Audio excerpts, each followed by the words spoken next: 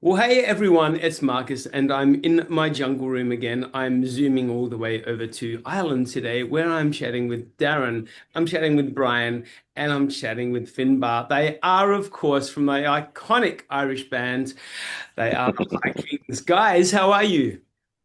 Good. Nice to see you, Great, Marcus. Marcus. Great to see you guys. I caught up with you all last year at the Gov in Adelaide, in 2024, obviously, for your Hmm. previous tour, which was called the Road Not Taken Tour.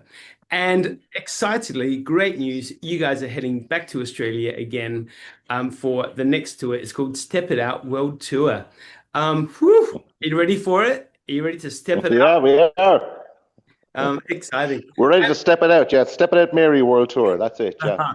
And it's not even that far away. Thursday, 11th of September, it all kicks off in Queensland, then goes to Sydney, then goes to Victoria, then it comes to Adelaide on the 18th of September at the Gov again, and then to Perth, and then to Fremantle, which wraps it up on the 20th of September. Holy moly. So when you get to Australia, what are you looking forward to doing this time around? Who Probably wants to take seeing that a one? bit more of the country than we've had the opportunities to see the last couple of years. The last couple of years have been really busy, and days off, we were sort of just catching up on sleep with the time difference and everything. We have done the whole seeing holding koalas and all that, and we haven't done anything beyond that. Nothing as exciting as that, or more exciting. I mean, we've just liked hanging out in the cities that we've been in, really, and meeting some great people. Yeah. Well, I mean, obviously, holding the koala is absolutely up there. This is where we need to, Rock and roll. That's yay! all we That's did. so hardcore. A fun fact: I've never ever held a koala. I don't think I've even touched one. Oh no. I don't know. That should still be on my bucket list Yeah. somewhere. But hey, you know what you need to do? I'll give you some hot tips. When you're in Sydney, you need to obviously climb the Sydney Harbour Bridge. Oh Definitely. Oh, yeah. right, that one, yeah.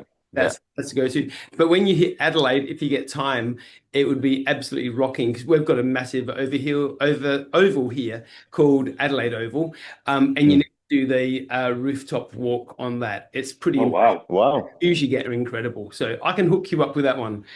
Um, hey, so first of all, I want to say congratulations. The Rocky Road to Dublin, the Celtic remix, has just been in a horror movie which went number one all around the world, The Sinners. How did that come about? Okay, so we were in LA. We were finishing up our tour in America in it was late March. We had just been out for 5 weeks, and the final gig was in the legendary Troubadour Club in Los Angeles. And Ludwig Göransson, the Grammy and Oscar-winning producer, was in the audience, and he was talking to us afterwards. Invited us to the studio the following day to look at some clips from a new movie he was making, which of course was Sinners. But it had this Irish themed vampire in the movie. I'm probably ruining it for anyone who hasn't seen it, but he showed us a couple of clips, played us a couple of songs that we have actually been doing for years, new versions of them, and just asked us out of the blue to sing on the soundtrack recording, which was absolutely mind blowing. And the movie obviously went on to be an absolutely massive success globally. And the soundtrack has been number one in numerous countries around the world. So it's brought a lot of attention to the band that otherwise we might not have actually had. A lot of people who are not familiar with Irish music or the High Kings have now come on board, and they're following us on all our social media pages. So it's been the biggest surprise for us, but it's been a nice surprise as well. It's so cool. And I mean, like you say, it really exposes you to an audience that doesn't typically know about a certain genre of music or whatever. I mean, the power of Yeah. TV, the power of Mm. movies is just incredible. I mean, like, Stranger Things, when they played that Kate Bush song, Running Up That Oh Hill yeah. Oh yeah. years ago, Yeah. took her to number one again. And all of a Yeah. sudden, these young kids know about Kate Bush now, who previously didn't, possibly, Hmm. which is great. But so, Darren, I think I asked you this last time we chatted, but let's go there again. How do you find especially after the previous tour that's just occurred, how do you find the Australian audiences differ to other parts of the world? It's more of, for me personally, it's more of a rock vibe. I mean, when we go out on stage in Australia, it's all standing. As we say, the venue is wedged wall to wall. You know, it's way more sort of rock and roll than we might be used to. Germany is probably like that as well in many ways. But it's the anticipation beforehand. We're backstage and we hear the buzz building, and when we get on stage, it's just an eruption. And it was great to see so many more Australian people in the audience last year because the first year was predominantly Irish. Last year, I think it was about 50-50. So we're intrigued to see what it will be like this time around. Very excited. Yeah. And I mean, you're dead right. I mean, obviously I was at the Gov show last year, and I mean, looking around the audience, well, first of all, it was packed. Like you say, it was wall to wall. But looking around the audience, it was extremely diverse as well, whether Mm. it be Irish or Australian or, even bloody other cultures as well. But also the age differences in the audience was vast. There were the young kids there were the mature audiences, all of that. And that's a credit to how wide-ranging your music is, obviously. Uh, hey, so Thank you. what can we expect? Obviously, last year was banging. What can we expect from this year's tour? Banging Go on, part Brian. two. And bringing it back. I like I'm just so interested in your hair, man. I've started to grow my hair, so I'm gonna get it like you. It's Yeah, deadly. let's do it. I don't know if it will happen before September, but fingers crossed for you. Yeah, I know. Yeah. Years in the making. Yeah, no, you know what? We've got so much things to bring to Australia this time around. We're really looking forward to it. I'm looking forward to the food. The food is incredible in Australia, and the people are absolutely incredible and beautiful people.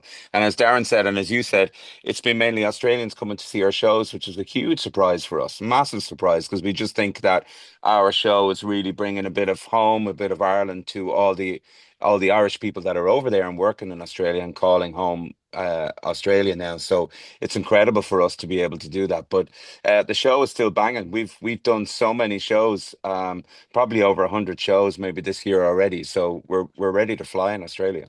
Yeah, fab. And hopefully by the time you get here, Australia on this weekend is entering spring. So fingers crossed you're getting some Wow. decent weather when you get here as well. Because at the moment it's been rainy and quite cold. So fingers crossed for you guys.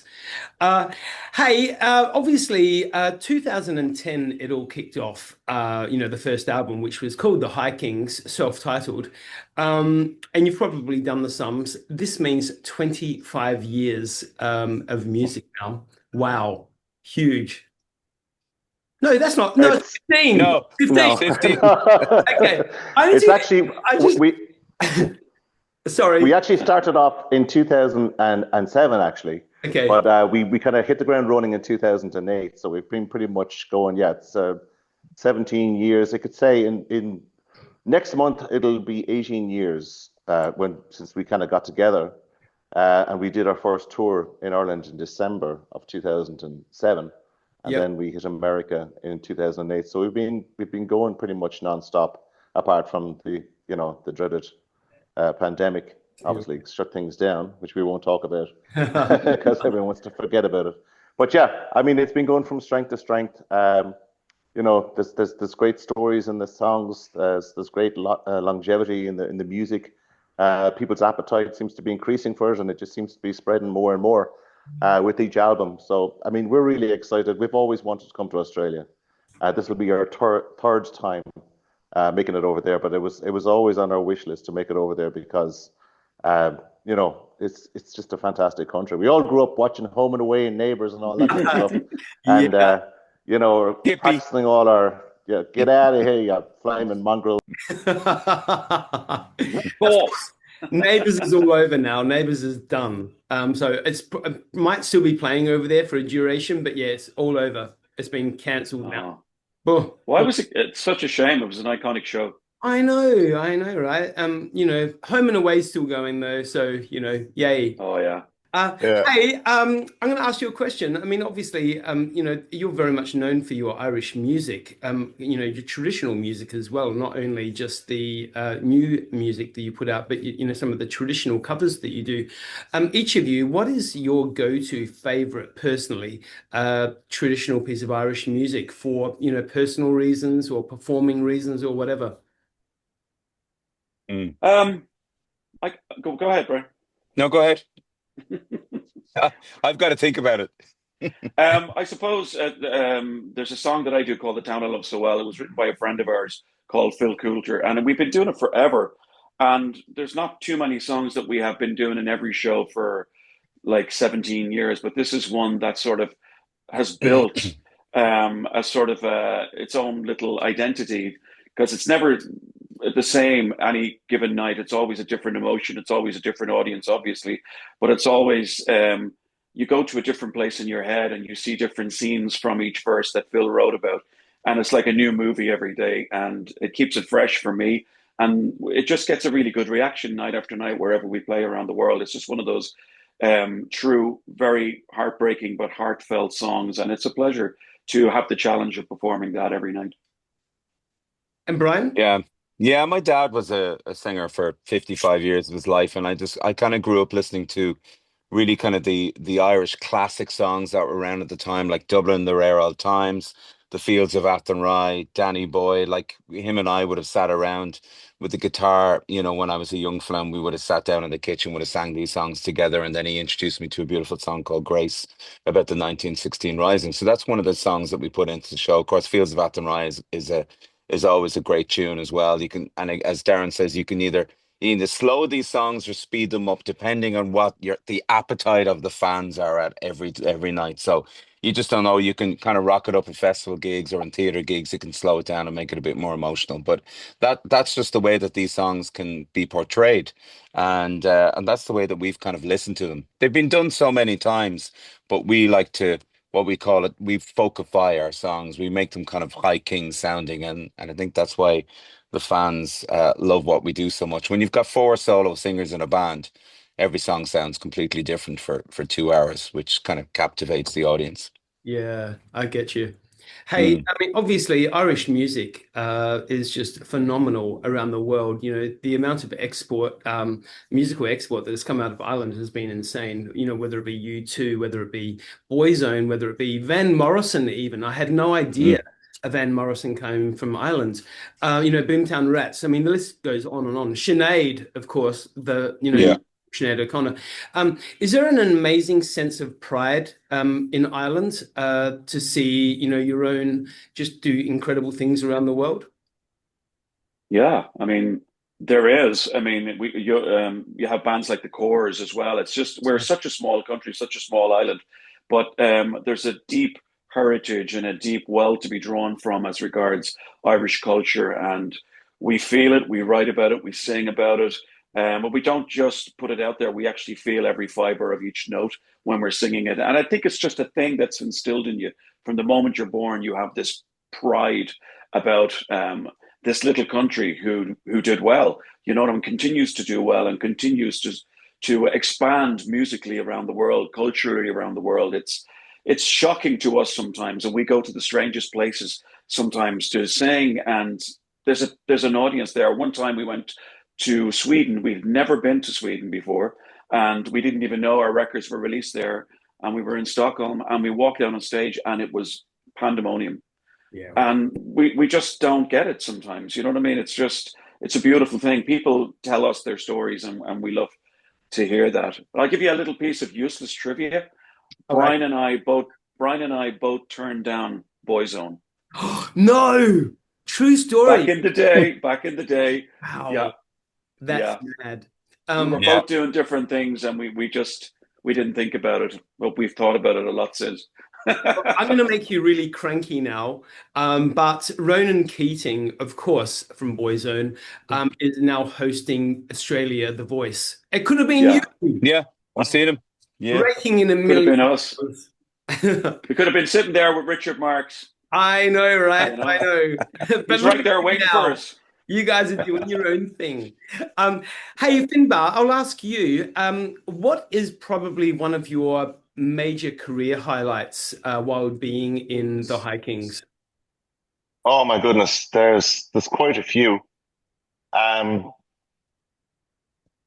I suppose playing at the White House for President Obama was on St. Patrick's Day Yeah. was probably a highlight. Performing at the Pentagon for the chairman of the Joint Chiefs of Staff and laying a wreath at the tomb of the unknown soldier in Arlington Cemetery in Washington, Yeah, to wow. name but a few. Are things, the kind of things, they're pinch me moments whereby you realize if I wasn't doing exactly what I was doing, I'd never in a million years get an opportunity to be in a place like this and meet people like this. Yeah. And it just shows you the power of music, really. That it can connect people all across every spectrum. Um, there's so many moments that you just say, God, I'm really lucky to do what I do, Yeah. and to meet the people you meet, just by singing a few songs. It's wonderful. And you guys are killing it, absolutely still kicking it. And I'm sure there's a million more highlights yet to come yet. Yeah. Hope Oh, so. thank you. Hey, so Fingers crossed. when the tour is all over, and I know that pretty much when the tour is over, you get back out on the road again, not too much long after. I know because all the world is hungry for you. But is there talk of the new album, the next album yet? Oh yeah. Yeah, Go ahead. that's the plan. We'll finish Oz around the 20 something of September, and then we'll come back. We'll rest for a couple of weeks. But over the next few weeks, while we're going to America, we need to go into Australia, and when we do that, we'll just have lots of conversation in relation to the album. But we need to get into and do that album, record it. We've got the songs ready to go. Need to get down, do a brand new production for the Rocky Road tour that will happen at the end of December, and then run for all of next year. So there's lots happening. So it's kind of good to take that break from October to the end of December. So yeah, it'll be great. Well, Yeah. I cannot wait to catch up with you guys when you get to Adelaide at the Gov. It's going to Nice be one. cool and Thanks, Marcus. a bit of jigging in the corner. I can't wait. All the best for an incredible, successful tour. Can't wait to see you all. Darren, Brian, Finbarr, the Hikings, everybody, grab your tickets and go and see these guys because they put on a brilliant show. Thanks, guys, and I'll see you when you Thank you, hit. dude. Thank you. Thank you so much, Yeah. Marcus. Thanks, Look Marcus. forward to seeing you.